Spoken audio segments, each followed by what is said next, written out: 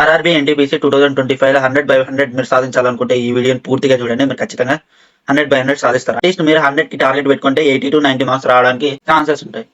కాబట్టి అట్లీస్ట్ 100 అనేది మనం టార్గెట్ పెట్టుకుంటే మనం జాబ్ కొట్టడానికి ఛాన్సెస్ ఉంటాయి. కాబట్టి 100/100 కొట్టడానికి ట్రై చేయండి. టార్గెట్ పెట్టుకోండి. మన మైండ్లో 100/100 అనేది టార్గెట్ పెట్టుకున్నామంటే అట్లీస్ట్ మనకి అంత కష్టపడి చదివితేనే మనకి 80 to 90 రావడానికి ఛాన్సెస్ ఉంటాయి. జాబ్ రావడానికి ఛాన్సెస్ ఉంటాయి. మనకి కాంపిటీషన్ చాలా హెవీగా ఉంది. 1 crore అప్లికేషన్స్ అనేవి వచ్చాయి.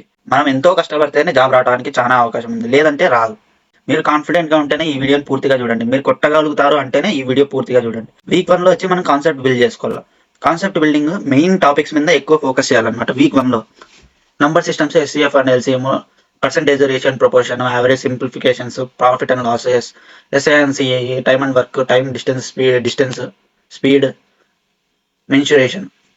మ్యాథమెటిక్స్ నుంచి ఇవి. రీజనింగ్ నుంచి మనకి blood relations, coding, decoding, number and alphabet series, direction sense, odd one out, syllogism, statements and assumptions, seating arrangements and puzzles, logical reasoning. దీని మీద బేసిక్ ఈ కాన్సెప్ట్ అనేది ఖచ్చితంగా తెలిసి ఉండాలన్నమాట. జనరల్ అవేర్నెస్ లో Indian history, ancient plus medieval అని తెలిసి ఉండాలా. ఇండియన్ పాలిటీ తెలిసి ఉండాలి. కాన్స్టిట్యూషన్ మీద ఎక్కువ అడుగుతాడు క్వశ్చన్స్. ఆర్టికల్స్ మీద అడుగుతాడు, కాన్స్టిట్యూషన్ మీద అడుగుతాడు. జోగ్రఫీలో వచ్చి రివర్స్ మీద ఎక్కువ అడుగుతాడు. సైన్స్, ఫిజిక్స్, బయాలజీ, కెమిస్ట్రీలో వచ్చేసి ఈక్వేషన్స్ ఎక్కువ అడుగుతుంటాడు. కాబట్టి మనం కెమిస్ట్రీ మీద ఎక్కువ ఫోకస్ చేయొచ్చు. మనం ఫిజిక్స్ మీద కూడా ఎక్కువ అడుగుతాడు, ఎందుకంటే రైల్వే అంటేనే ఫిజిక్స్. మెయిన్ గా ఎక్కువ పార్ట్ ఎక్కడ అడుగుతాడంటే రైల్వే రిలేటెడ్ జీకే మీద ఖచ్చితంగా మనం 4 to 5 క్వశ్చన్స్ రావడానికి ఛాన్సెస్ ఉన్నాయి. కాబట్టి రైల్వే జీకే మీద ఎక్కువ స్టడీ చేయండి. కరెంట్ అఫైర్స్ ఖచ్చితంగా మనకి 7 క్వశ్చన్స్ అనేవి వస్తాయి. 7 to 8 క్వశ్చన్స్ అనేవి కరెంట్ అఫైర్స్ మీదనే ఎక్కువ అడుగుతాడు. కాబట్టి లాస్ట్ 3 months అట్లీస్ట్ చదవడానికి ట్రై చేయండి. దాని తర్వాత రివైజ్ చేయాలి. మనం ఇవన్నీ కాన్సెప్ట్స్ అన్ని చదివి రివైజ్ చేసుకొని మనం ఒక రోజులో ఏం ప్లాన్ చేసుకోవాలి. ఫస్ట్ కాన్సెప్ట్ చదవాలా, దాని తర్వాత ప్రాక్టీస్ చేయాలి. 50 క్వశ్చన్స్ మ్యాథ్స్. ఫస్ట్ మ్యాథమెటిక్స్ చదివినాను, 3 hours చదవండి. ఇది రీజనింగ్ 2 hours చదవండి. జనరల్ అవేర్నెస్ 4 hours చదవండి.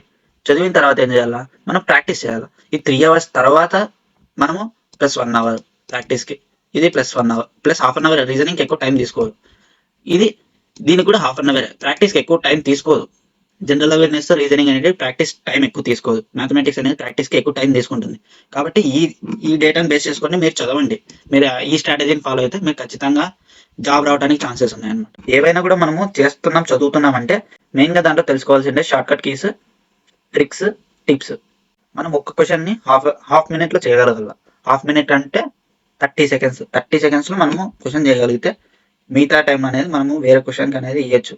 Day 7 అనేది ఏం చేయాలా, రివిజన్ చేసుకోవాలి. మనం ఇప్పుడు 1 week అంతా ఏం చేసామో దాన్ని రివైజ్ చేసి ఫుల్ లెంత్ మాక్ టెస్ట్ ఇచ్చి దానిలో నుంచి ఏ మిస్టేక్స్ అయినాయో అవి అనలైజ్ చేసి దాని మిస్టేక్స్ ఉండే ఏరియాని మళ్ళీ చదివి రివైజ్ చేసుకొని ఇంపార్టెంట్ ఫార్ములాస్ రాసుకొని ఏదైనా మిస్టేక్ అయింటే ఆ మిస్టేక్స్ని ఒక నోట్బుక్లో రాసుకొని ఇంకోసారి రిపీట్ చేయకూడదు. ఆ మిస్టేక్ని రిపీట్ చేయకోకుండా మనం చేయగలిగినట్టయితే ఖచ్చితంగా జాబ్ వస్తుంది. యాక్యురసీ, స్పీడ్, టైం మేనేజ్మెంట్, ఈ 3 ఖచ్చితంగా మనకు తెలిసినట్టయితే మనం సాధించినట్టయితే ఖచ్చితంగా మనకు జాబ్ ఈజీగా వస్తుంది. వీక్ 2కి వచ్చేసరికి అడ్వాన్స్డ్ టాపిక్స్ మీద మనం ఎక్కువ ఫోకస్ చేయాలా. అడ్వాన్స్ టాపిక్స్ అంటే హార్డ్గా అడుగుతాడు అనమాట. క్వశ్చన్స్ అనేవి కొద్దిగా హార్డ్గానే ఉంటాయి. దీని మీద జనరల్ అవేర్నెస్ అనేది ఈజీగా మనకి ఇక్కడ కానీ ఎక్కువ టైం ఇచ్చినట్టయితే మనము అక్కడ టైం అనేది మనకి జనరల్ అవేర్నెస్ ఇస్తుంది. అర్థమైంది కదా. మనం జనరల్ అవేర్నెస్ ఎక్కువ చూసుకోండి. దాని నుంచి మనకి చాలా ఈజీగా టైం అనేది సేవ్ అయిపోతుంది. మనకి జాబ్ రావాలా వద్దా అనేది డిసైడ్ చేసేది జనరల్ అవేర్నెస్సే. మ్యాథమెటిక్స్, రీజనింగ్ అందరూ చేస్తారు, ప్రతి ఒక్కరూ చేస్తారు మ్యాథమెటిక్స్, రీజనింగ్. జనరల్ అవేర్నెస్ చేయగలిగితే అది టైం అనేది చాలా ఇస్తుంది మనకి. టైం అనేది ఇప్పుడు మనం 4 hours ఇచ్చామంటే అక్కడ 4 minutes ఇస్తుంది టైం. ఎక్కువ ఎక్స్ట్రా ఇస్తుంది. మ్యాథమెటిక్స్కి యూస్ చేసుకోవచ్చు, రీజనింగ్కి యూస్ చేసుకోవచ్చు. ఇట్లా యూస్ చేసుకుంటేనే మనకి ఖచ్చితంగా జాబ్ రావడానికి ఛాన్సెస్ ఉంటాయి, లేదంటే రాదు. ఎందుకు వస్తుంది? 1 CR అప్లికేషన్స్ ఉండేది. దాంట్లో నువ్వు ఎంత కష్టపడితే వస్తుందో అనేది మనం ఆలోచించుకోవాలి. కాబట్టి ఖచ్చితంగా కష్టపడితేనే వచ్చేది ఏదైనా కూడా. No pain no gain. కాబట్టి ఖచ్చితంగా మనం కష్టపడదాం. వీక్ 2లో వచ్చేసి algebra, trigonometric basics, simplifications, miscellaneous, mixtures and alligations నుంచి ఖచ్చితంగా ఒక క్వశ్చన్ వస్తుంది. Mirror image, decision making, cause and effect, input and output, coding, decoding. దీని మీద రీజనింగ్ అనేది తక్కువ టైం ఇచ్చేయండి, ఎందుకంటే మనకి టైం తక్కువ ఉంది కాబట్టి. జనరల్ అవేర్నెస్కి ఎక్కువ టైం ఇవ్వండి, మ్యాథమెటిక్స్కి ఎక్కువ టైం ఇవ్వండి. రీజనింగ్ అనేది మనం మాక్ టెస్ట్ ఇచ్చినప్పుడు కూడా కవర్ అయిపోతుంది అనమాట. మాక్ టెస్ట్లోనే మనకి ప్రాక్టీస్ అనేది అయిపోతుంది యాక్చువల్గా రీజనింగ్ అనేది. జనరల్ అవేర్నెస్లో static GK, Indian polity, geography, science and technology, railway and budget related. మెయిన్గా బడ్జెట్ రిలేటెడ్ అడుగుతాడు, ఎందుకంటే మొన్ననే బడ్జెట్ రిలీజ్ అయింది కాబట్టి ఖచ్చితంగా బడ్జెట్ గురించి ఒక క్వశ్చన్, 2 క్వశ్చన్లు కానీ మనం ఎక్స్పెక్ట్ చేయొచ్చు. డే 13 వచ్చేసి ఇప్పుడు దాకా మనం ఏం చదివామో అవి రివైజ్ చేసుకోవాలి. వీక్ 2 ఒకటి, దాని తర్వాత వీక్ 1 చేసుకుంటే చాలా బెటర్. ఇంకా దాని తర్వాత ప్రీవియస్ ఇయర్ క్వశ్చన్స్ అనేవి సాల్వ్ చేయండి. దాని తర్వాత సాల్వ్ చేసి ఏ మిస్టేక్స్ ఉన్నాయో అవన్నీ తెలుసుకొని మళ్ళీ రివైజ్ చేసి అటెంప్ట్ చేయండి. మళ్ళీ ఇంకోసారి మనము ఆ మిస్టేక్ అనేది చేయకోకుండా మళ్ళీ అటెంప్ట్ చేస్తున్నామంటే మనకి గుర్తుండిపోతుంది అనమాట. డే 4 కూడా అంతే, మనం mock test full length mock test ఇచ్చి అనలైజ్ చేసి యాక్యురసీని పెంచుకోండి. వీక్ టాపిక్ మీద ఎక్కువ ఫోకస్ చేయండి, రివైజ్ చేయండి. షార్ట్ నోట్స్లో షార్ట్ కట్స్, నిమోనిక్స్ ఇవన్నీ తెలుసుకునేసి రాసుకొని ఉంటే మనకి జనరల్ అవేర్నెస్లో ఖచ్చితంగా యూస్ఫుల్ అవుతుంది. నిమోనిక్స్ అనేది చాలా ఇంపార్టెంట్.